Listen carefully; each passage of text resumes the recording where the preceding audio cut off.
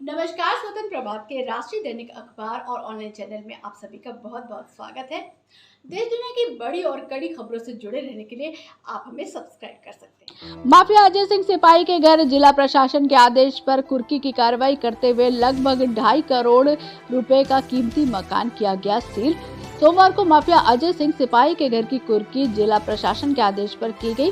मारवा थाना क्षेत्र अंतर्गत लोकनाथपुर निवासी पूर्व कटहरी विधानसभा प्रत्याशी व पूर्व ब्लॉक प्रमुख माफिया अजय सिंह सिपाही के घर 10 बजे मारवा पुलिस द्वारा नोटिस चस्पा करके संपत्ति कुर्की की कार्रवाई के लिए घर वालों को सूचित किया गया।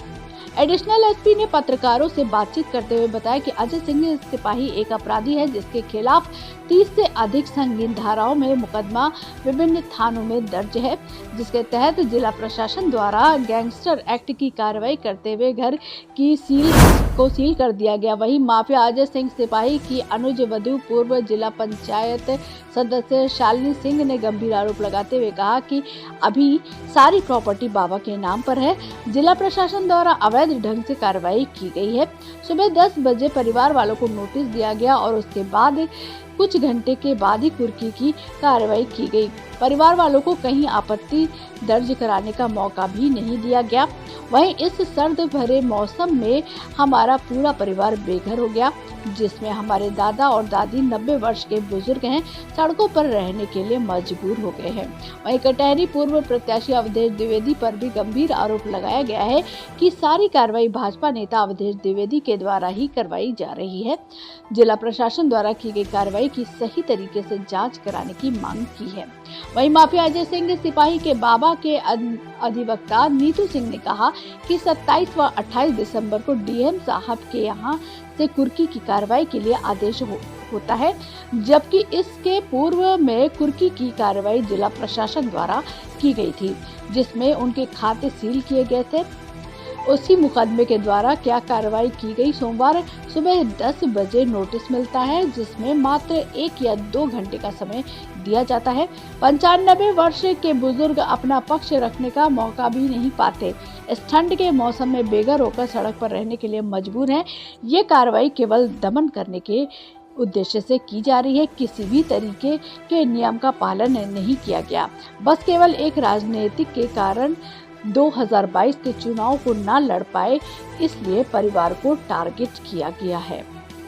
अजय सिपाही जो जिसके खिलाफ लगभग 30 से ज़्यादा मुकदमे हैं, इनका एक लंबा आपराधिक इतिहास है।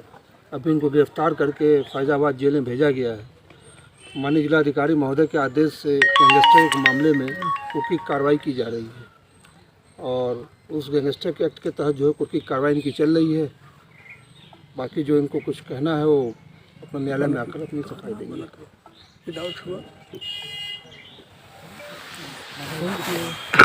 जी, हम आपको ये बताना चाहते हैं, जैसे आप सब लोग देख ही रहे हैं, ये हमारा पैतृक निवास है। ये हमारे अभी सब कुछ बाबा के नाम पे है, फिर भी ये गैर कानूनी तरीके से कार्रवाई की गई है।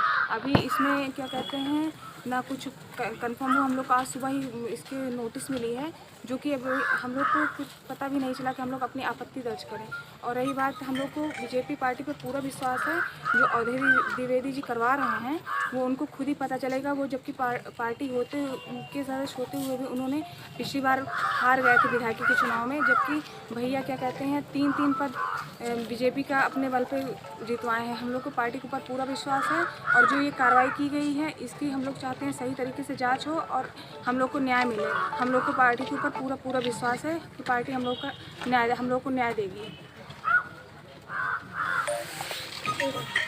के बाबा के अधिवक्ता हूँ और मैं बताना चाहती हूँ कि 28 तारीख को 27-28 तारीख में डीएम साहब के यहाँ से आदेश होता है 14/1 की कार्रवाई के लिए, जबकि 14/1 की कार्रवाई पहले से की जा चुकी है।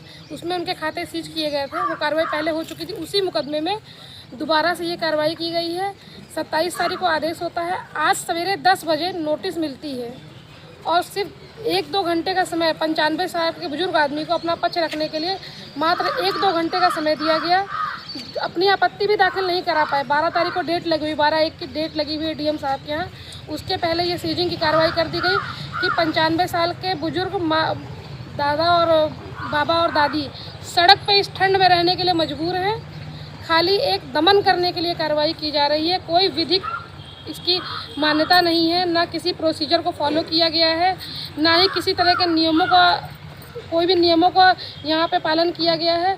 बस सिर्फ एक राजनीतिक विद्वेष के कारण कि 2022 इलेक्शन ना लड़ पाएँ, इस वजह से परिवार को टारगेट किया गया कि परिवार को अगर दबाया जाएगा तो वो कुछ इलेक्शन में भागीदारी नहीं कर पाएंगे। ये लोकतंत्र है, लोकतंत्र में हर किसी को चुनाव लड़ने का अधिकार है। क्या चुनाव लड़ने से वंचित करने के लिए इस तरह से दमन किसी का किया जाना ठीक है?